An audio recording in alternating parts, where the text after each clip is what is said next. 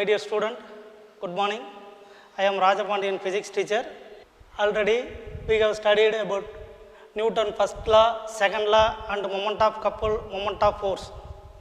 Today discuss the impulse, Newton third law motion, law of conservation of momentum and applications. First one, impulse. The impulse defines the great force act on the short interval of time. The great force act on the object short interval of time is called impulse. Impulse denote a letter J. J equal F into T. Force of an object and time is called impulse.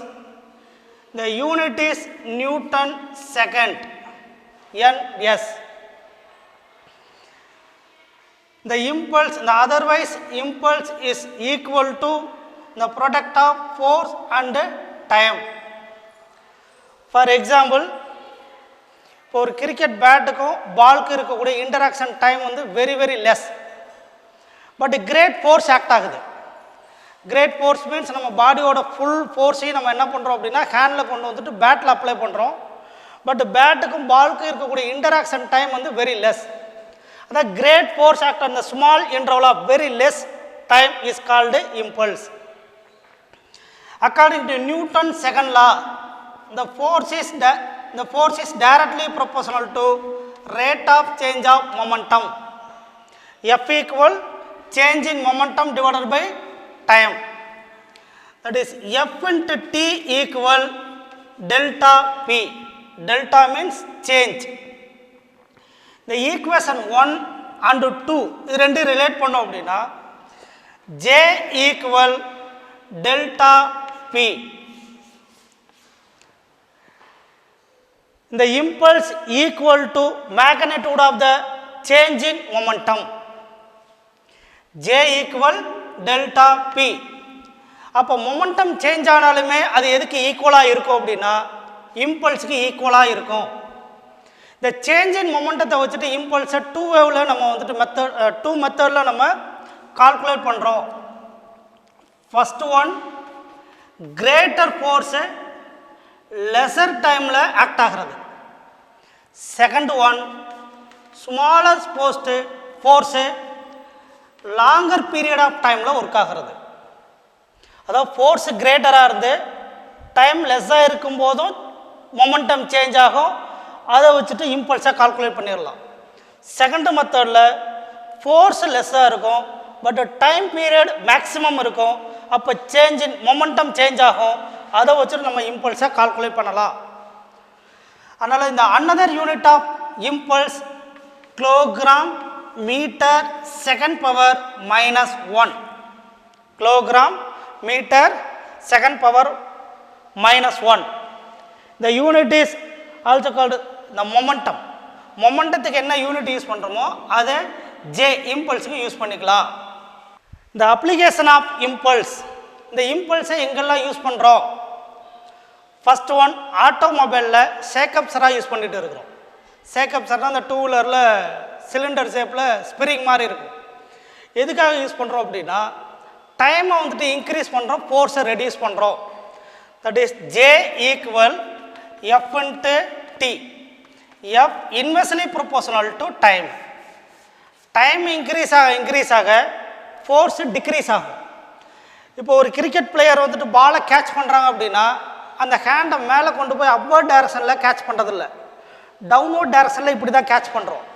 அதுக்கு என்ன reason அப்படின்னா இப்போ இங்கேருந்து hand அப்படியே reduce பண்ணுறோம் அப்படின்னா கீழே வந்துட்டு கொண்டு வர்றோம் அப்படின்னாக்க அப்போ டைம் இன்க்ரீஸ் ஆகிட்டே இருக்குது, ஃபோர்ஸ் டிக்ரீஸ் ஆகிட்டே இருக்குது.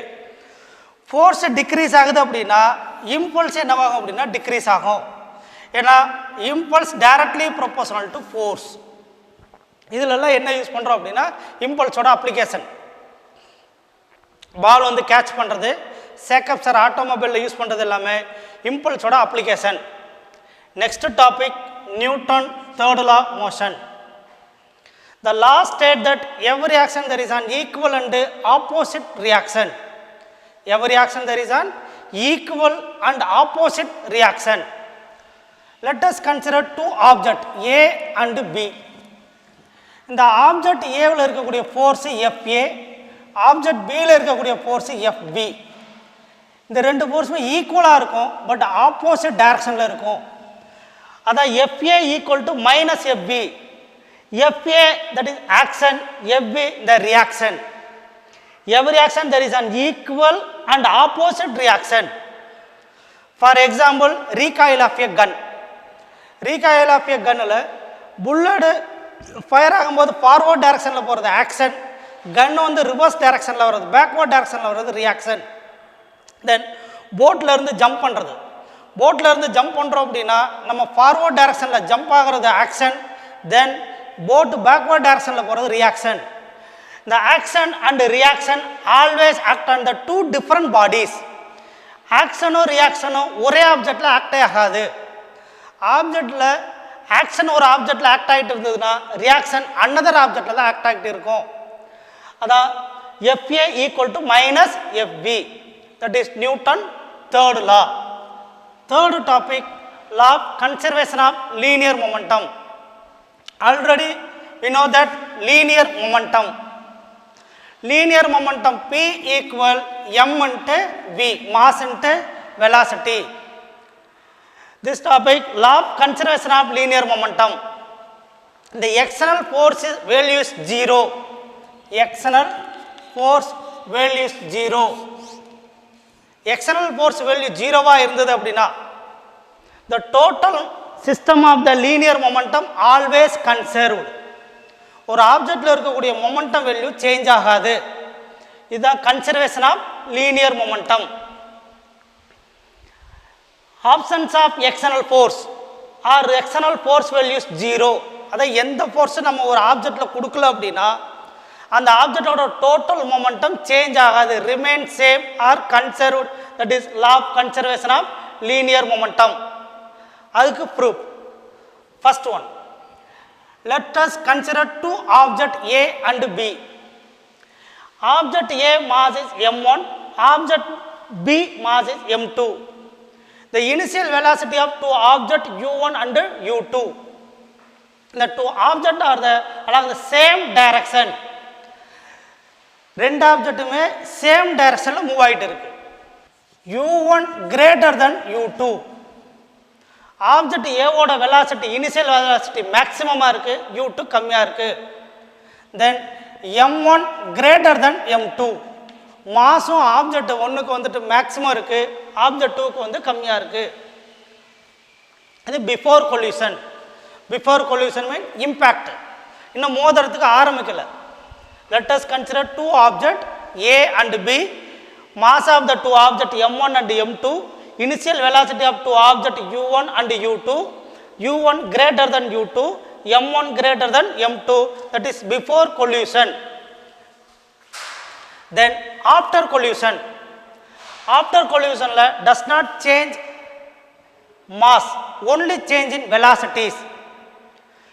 u1 to v1, u2 to v2. velocity மட்டும் சேஞ்ச் ஆகுது, mass சேஞ்ச் ஆகல. After the collision, after the impact, two ஆப்ஜெக்ட்டுமே சேம் டைரக்ஷனில் தான் மூவ் ஆகிட்டு இருக்கு. A and B after the collision same டைரக்ஷனில் மூவ் ஆகிட்டு இருக்கு. வெலாசிட்டியில் மட்டும் சேஞ்ச் ஆகுது. மாஸ் ஒன்னோட velocity u1 to v1 change ஆகுது, மாஸ் 2ஓட velocity u2 to v2 change ஆகுது. இது after collision. Then during collision. During கொல்யூஷனில் என்ன நடக்கணும்? During collision time t. FA and FB. FAங்கிறது ஃபர்ஸ்ட் ஆப்ஜெக்ட் ஃபோர்ஸு, FBங்கிறது செகண்ட் ஆப்ஜெக்ட் ஃபோர்ஸு. FAங்கிற ஃபோர்ஸு m2 ஆப்ஜெக்ட்லேயும், m2ல் இருக்கக்கூடிய FBங்கிற ஃபோர்ஸு m1 ஆப்ஜெக்ட்லேயும் ஆக்ட் ஆகிட்டு இருக்கும். அந்த interaction time t. That is during coalition. Then proof. According to Newton's second law, Newton's second law, the force is directly proportional to rate of change of momentum. FA equal to change in momentum divided by interval of time or time taken. FA means first object force, delta P change in momentum t time interval. The FA equal rate of change of momentum. The change in momentum equal the final momentum minus initial momentum. Final momentum, the first object m1 v1. Initial momentum of the first object equal to m1 v1. That is FA equal m1 v1 minus m1 u1 divided by t. The similarly mass B. Mass second க்கு அதே மாதிரியே calculate பண்ணிக்கிறோம். FV equal rate of change of momentum. FV means second object force, delta P divided by delta T, rate of change of momentum. FB equal final momentum minus initial momentum of the second body divided by T. M2 V2 minus M2 U2 divided by T. Then according to Newton's third law, Newton's third law already we know that FA equal minus FB. Action and reaction magnitude equal but opposite direction. இப்போ equation 1 and equation 2 இரண்டு equation 3 ல apply பண்றோம். FA value m1 v1 minus m1 u1 divided by t equal minus m2 v2 minus m2 u2 divided by t. The t cancel பண்ணிடுறோம். Remaining value m1 v1 minus m1 u1 minus equal to minus of m2 v2 minus m2 u2. m1 v1 minus m1 u1 equal minus அளவு உள்ள multiple பண்ணோம் அப்படின்னா minus m2 v2 plus m2 u2. m1 v1 இந்த m2 v2 இந்த side right hand side கொண்டு வந்துட்டோம் அப்படின்னா plus m2 v2 equal m1 u1 plus m2 u2. The m1 u1 equal m2 v2, that is final momentum. Final momentum means after collision. m1 u1 plus m2 u2, that is before collision, are equal. The options of external force, the options of external force நம்ம கொடுக்கல, ஜீரோவா இருந்தது அப்படின்னா the vector sum of the algebraic sum of or vector sum of or algebraic sum of momentum of before collision equal to the algebraic sum of momentum of after collision. Before impact equal to after impact. The total momentum அப்படிங்கிறது change ஆகாது. That is law of conservation of linear momentum. The conservation of linear momentum application எங்க use பண்றோம் அப்படின்னா rocket propulsion. ராக்கெட்டை launch பண்றதுல என்ன principal use பண்றோம் அப்படின்னா first one Newton third law and law of conservation of linear momentum. Initial பொசிஷனில் இருக்கும்போது ராக்கெட்டில் இருக்கக்கூடிய அந்த மாஸ் மேக்ஸிமமாக இருக்கும், வெலாசிட்டி மினிமமாக இருக்கும். தென் ராக்கெட் லான்ச் ஆகிட்டு இருக்கும்போது மாஸ் டிக்ரீஸ் ஆகும், பட் வெலாசிட்டி மேக்ஸிமம் ஆகும்.